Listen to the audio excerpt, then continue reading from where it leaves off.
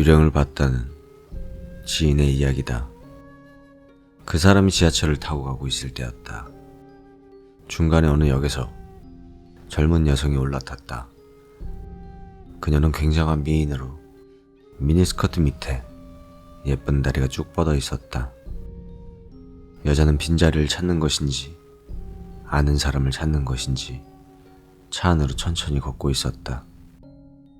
그가 인중을 쭉 늘리며 감탄하던 여자를 보고 있자 옆자리에 앉은 할머니가 갑자기 말을 걸었다. 당신한테도 보이나 보네. 네? 그가 이 할머니 무슨 소리야? 하고 돌아보자 할머니는 말했다. 주위를 돌아보라고. 당신 말고 저걸 보는 사람이 있나? 그는 깜짝 놀랐다. 할머니 말대로였다. 저렇게 예쁜 여자가 미니스커트까지 입고 있는데 아무도 여자를 바라보지 않는다. 양아치 같은 고등학생도 시선조차 주지 않는다. 할머니는 혼잣말처럼 계속 이야기한다. 나는 프로니까 당연히 보이지만 말이지. 당신 같은 일반인한테도 보이는 경우는 무척 드물어. 저건 꽤 질 나쁜 영혼이거든. 이 근처에서 지하철에서 뛰어든 다음에 성불 하지 못한 채 방황하고 있는 거야. 투신 자살이라고요? 그렇지만... 그는 무심코 물어봤다고 한다. 할머니는 여자가 지하철에 투신 자살했다고 하지만 여자는 마치 살아있는 것처럼 아름다웠기 때문이었다. 당신 말이야, 영화 같은 걸 너무 많이 봤어. 저런 꼴이 됐어도 옛날에는 여자였던 거야. 여자라는 건 말이지, 죽어서도 언제나 예뻐 보이고 싶어 한다고. 내가 지금까지 손을 썼던 여자 온기들은 모두 자기가 살아있던 중 가장 아름다웠던 모습으로 나타났어. 그것보다 저거 봐봐. 저거 이리로 오잖아. 당신 말이야, 절대 눈을 마주치면 안 돼. 여자는 그와 할머니를 알아본 건지 발걸음을 빠르게 해 그의 앞에 섰다. 그는 정말로 죽을 것 같은 기분이었다고 한다. 눈을 꽉 감고 계속 아래만 내려다본 채로 있었다. 지하철이 다음 역에 도착했을 때 겨우 옆에 할머니가 말을 걸었다.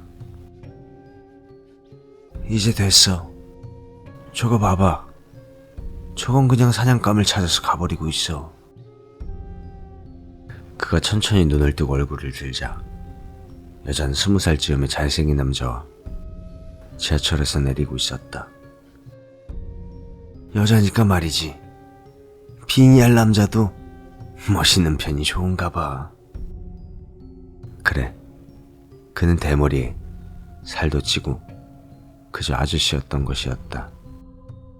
그렇게 말하며 할머니는 싱긋 웃으며 말을 이었다. 오늘은 서비스로 봐줄게. 의뢰였다면 한 장은 받았어야 하는데 말이지.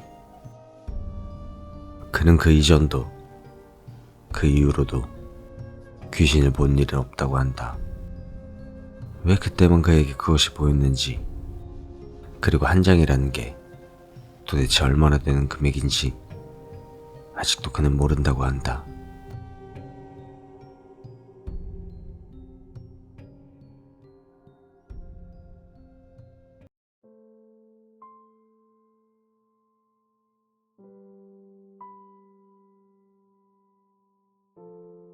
저... 우리 엄마인가요?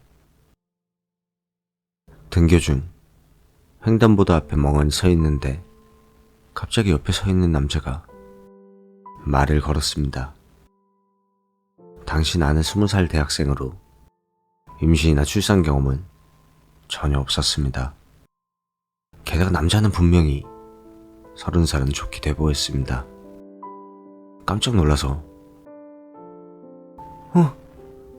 사람을 잘못 보신 것 같아요 라고 대답하자 남자는 무척 의외인 것 같은 얼굴로 나를 바라보았습니다. 마치 어째서 그런 거짓말을 하는 거야 라고 생각하는 것 같았습니다. 그 반응에 오히려 내가 놀랄 정도였습니다. 파란불이 켜지자 나는 서둘러 그 자리를 떠났습니다. 이렇게 말하면 실례일지도 모르겠지만 어딘지 모르게 지체장애인 같은 분위기에 치켰던 눈에다가 남루한 셔츠를 입고 노란 가방을 어깨에 메고 있었습니다. 이것이 그와의 첫 만남이었고 그 후에도 나는 몇 번이나 그와 만나게 되었습니다. 그날부터 그는 매일같이 그 자리에서 나를 기다리며 반드시 우리 엄마인가요? 라고 물어왔습니다. 아닌데요 라고 한마디 말하면 사라졌기 때문에 기분은 나빴다 쳐도 경찰에 신고하거나 하진 않았습니다.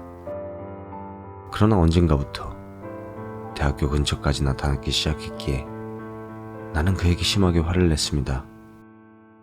2번 다시 나타나지 말라던가 기분이 나쁘다던가 그렇게 말했던 것 같은 기억이 납니다.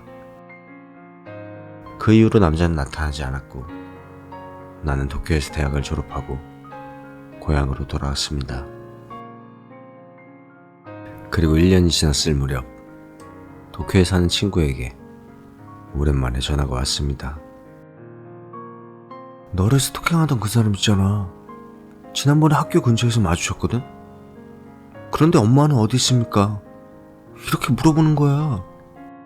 무서워서 그만 도망쳤지 뭐니. 하지만 나는 그 이야기를 듣고도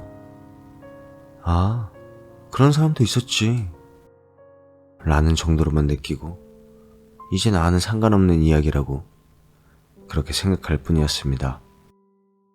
하지만 그 다음에 어버이날 현관에 말라 비틀어진 카네이션이 놓여 있었습니다.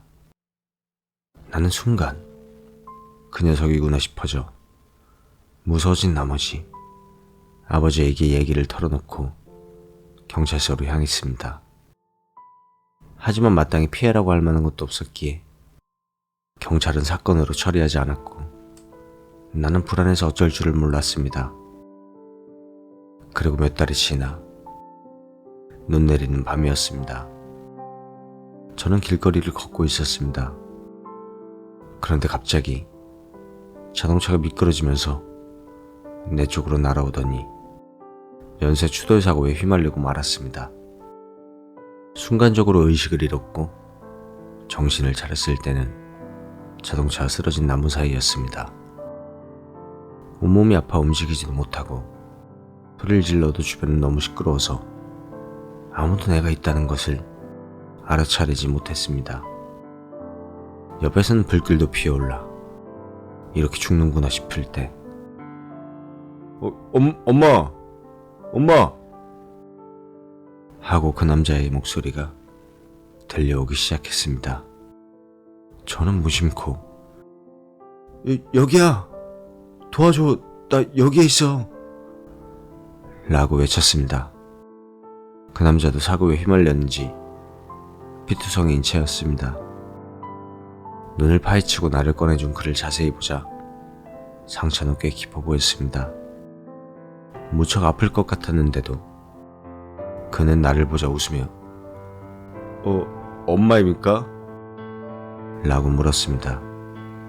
나는 뭐라 말할 수 없는 기분에 휩싸여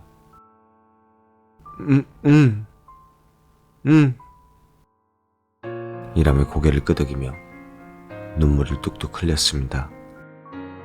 눈물을 닦고 얼굴을 들자 어느새 남자의 모습은 사라진 후였습니다. 정말 한순간에 그는 사라지고 말았습니다. 그 이후 몇 년의 세월이 흘렀지만 나는 그의 모습을 다시는 보지 못했습니다. 도대체 그 남자가 누구였는지는 모르겠습니다. 다만 살아있는 사람이었던 것만은 확실하다고 생각합니다. 눈이 내리면 가끔씩 생각나곤 합니다. 이름조차 모르는 내 아들이